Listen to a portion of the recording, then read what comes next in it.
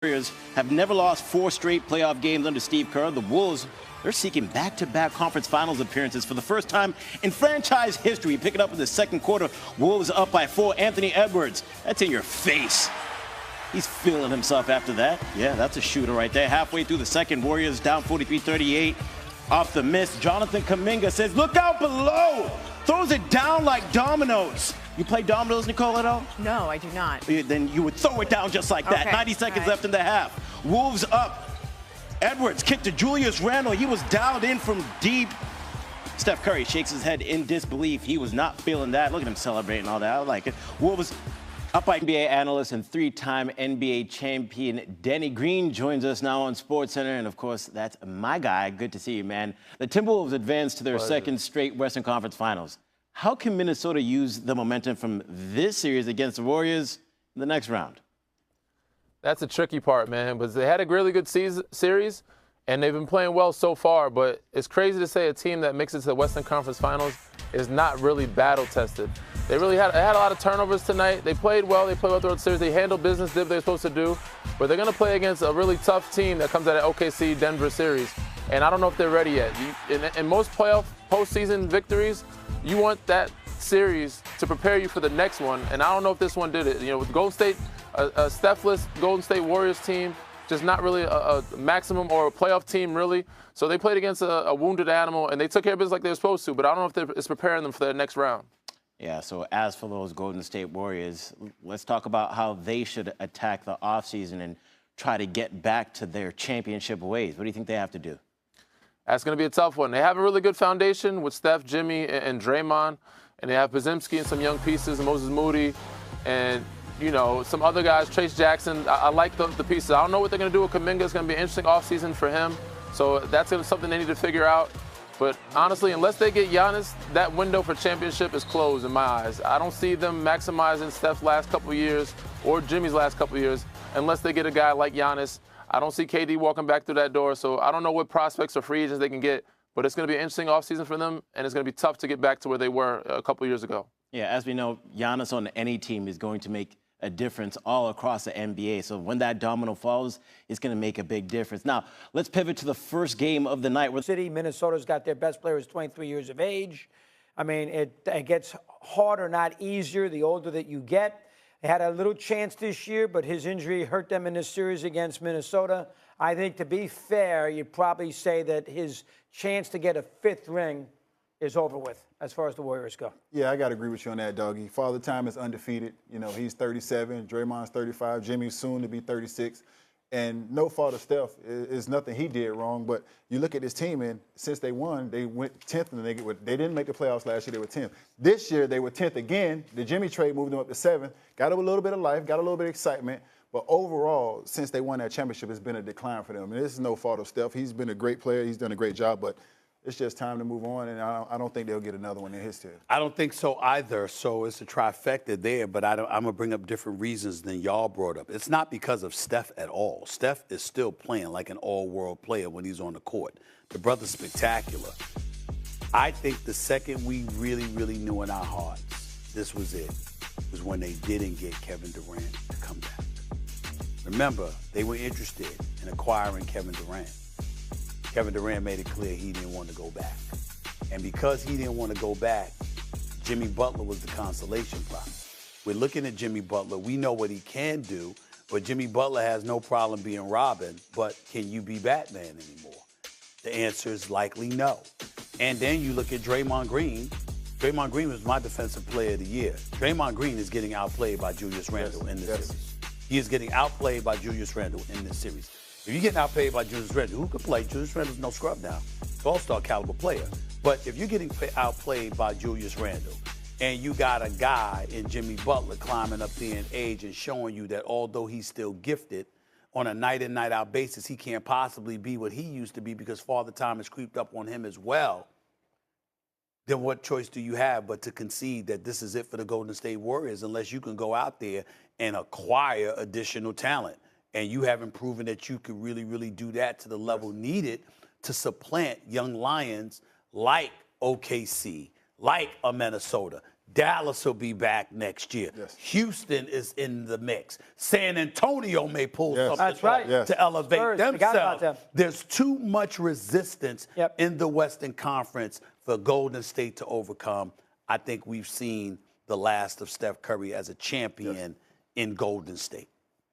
I'm with you. Good job on San Antonio. Forgot all Yeah, about I them. can't argue Second that. pick And in like the you draft, said, too. the West is only going to get better, only going to get stronger. Golden State, they're going to fall behind, but the OKCs, the SGAs, and those guys, they're going to keep Want me to continue tell you grow. who deserves more props than almost anybody, and we never, ever, ever mention him, even though he's a hell of a player? We need to give a lot of props to De'Aaron Fox, forcing his way out of Sacramento, insisting on being in San Antonio. And it wasn't just to be a teammate with Victor Wembanyama. You look at Castle, he's a rookie of the year. You have back-to-back rookies of the year. Now they got the 2nd and the 14th pick in the upcoming NBA draft, and they've got maneuverability to go out there and even potentially acquire a Giannis. I mean, De'Aaron Fox, we ain't mentioned him. That's a brilliant move on his part. Yes. All right, because Sacramento's on a fast track to nowhere. Ain't nobody thinking about them. 100% right. And the Spurs are dangerous. You're right. Absolutely. Almost 7.5 assists per game. The dynamic duo was as good as advertised, even better as the rounds advanced. Anthony Edwards and the Timberwolves have faced a very impressive gauntlet of stars on their way to back-to-back conference finals and dispatched them all. Remember, last year they beat KD and Book. They beat Jokic and Murray. This year they took down LeBron and Luka. And although they only faced Steph for a game, the game that Steph played in, he started, they ended up losing that game. But once Steph went away, they swept it, a gentleman's sweep, 4-1. Excuse me. So the Timberwolves advanced to the Western Conference Finals, where they'll await the winner of the Nuggets and the OKC Thunder. Oh, watching this game tonight, Minnesota, they've been very impressive. Ant-Man is a budgeting superstar. He's growing right before our eyes. Julius Randle has found a home.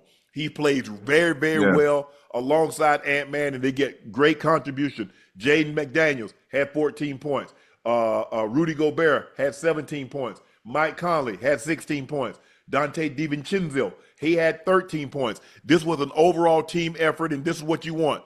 You get an opportunity to close the team out, you close them out. You don't leave anything to chance because you're a rolled ankle or anything away from extending the series. They took care of business, and now they're moving on. What impressed you most about what you saw tonight from Minnesota? I think that, watching Minnesota, this year from last year, I think they most focused. Ant-Man just showing the world how great he's going to be, during his continuing in the NBA. But you got to give the coaching staff a lot of credit. This is a big game. Close it out at home. Get ready for the next series. Everybody took a turn tonight. Rudy was inside. Julius just posting up. You got Conley was hitting big threes.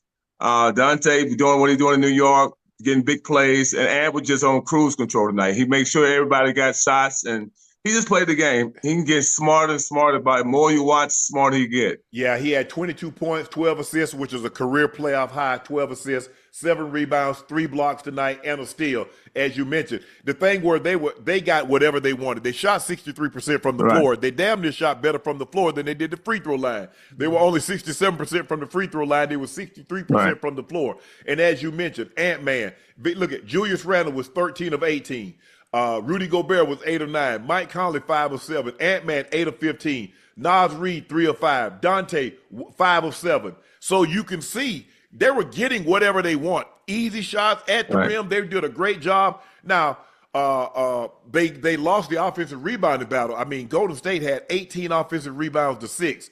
It didn't hurt them, but the next round, both teams can offensive rebound, so they're going to have to clean that up. Ocho, you watched this game, and we talked about when Steph went down, they were going to have to have an uphill climb. Tonight, Pozetsky, he came to play. He had 28 points, 11 of 19, 4 of 6. Jimmy struggled a little bit, 4 of 11. He only had 11 shots, Ocho. He was 9-11 from the free throw line, or 3 from the three-point line. But outside of Paz and Kuminga, they didn't get the contributions that they really needed, and they really needed Jimmy Butler. This is why they got Jimmy. For a game like this, if Steph is out extended series. Let's give him an opportunity because he's going to start doing some light working, and the next game is 3 days away. So maybe we get a chance to get him, and this is when they needed playoff Jimmy to be playoff Jimmy in Golden State. Listen, I don't know what was wrong with Jimmy at all. He's been playing. He hasn't been aggressive the past 2 games. Obviously, trying to facilitate to everybody else. If they would even have a chance, you're down 3-1. If you even gonna have a chance, I need playoff Jimmy. I need that mentality to come through. Well, I'm gonna take this game over. I'm gonna do everything I can to get myself in rhythm first, and then I'm gonna facilitate to everybody else once I get myself going. Podziemski led the team with 28, 11 of 19. I mean, Kuminga, 11 of 23. So that shows you they were aggressive. That's what we were expecting for Jimmy. Because remember last game, Ocho, he only took 8 shots. And we're like, man, what's going on with Jimmy? And now he comes back in a closeout game. It's do or die. You either cleaning out your locker or you're getting another outfit ready to go back on the road, back home. And so this is what you give us? Yeah, but that's what I'm thinking now. This is not the Jimmy we used to seeing. This is not the Jimmy I'm used to seeing with Miami. Right. So I'm thinking maybe this late in the season, something's wrong with Jimmy. Maybe he's hurt. Maybe something is ailing that we don't know about, but he's still fighting, knowing that Steph is out, and they would have no production from anywhere else outside of him and Kuminga. Kuminga should be in the starting lineup from now on. Period. Steve Kerr should be ashamed of himself for having somebody that's continuously dropping buckets the way he is night in and night out and losing efforts and still doing all he can with Steph being out. Outside of that, listen, Julius Randle did what he was going to do. Ant-Man, he's the face of the league. I don't care what nobody say. He's the head of the snake. The snake on over. Goddamn Rudy Gobert dropped 17 tonight, Unc. Yeah. 17. 17 and 6. 17. What did he have? He had 17 points, 8 rebounds, no assists, no steals, 1 block. But he was plus 21. Jimmy was plus 20. McDaniels plus 2. So they got an all-around team effort. But now that you watch, that's the key word. Before I let you finish, right? You just said the key words. A team effort. Now 6 guys in double figures, Ocho and Oak. 6 guys in double figures. Not just that, Chad. They all start over 50% from the field. That will hurt you. And especially a team undersized, don't have your main guy. And, like I said, Butler, they've been saying he's been playing well. Even though Golden State been winning with him, you ain't see that Butler in Miami. Right. You haven't, a couple games here and there, but he never really played consistent in Golden State. But Golden State won. The record looked good, but on the court in the playoff, Butler, used to take over. But these guys is young, athletic, and that's what the game. Do anything with Ant-Man. And so really your 2 best players, you don't really have an answer for. So if you don't have an answer for them, now you bring the double team. I'm going to kick, and I'm going to get Mike Conley getting wide open threes. I'm going to get somebody getting wide open looks or somebody diving to the basket because you've got to send help. If you don't send help, I'm going to punish you guys one-on-one.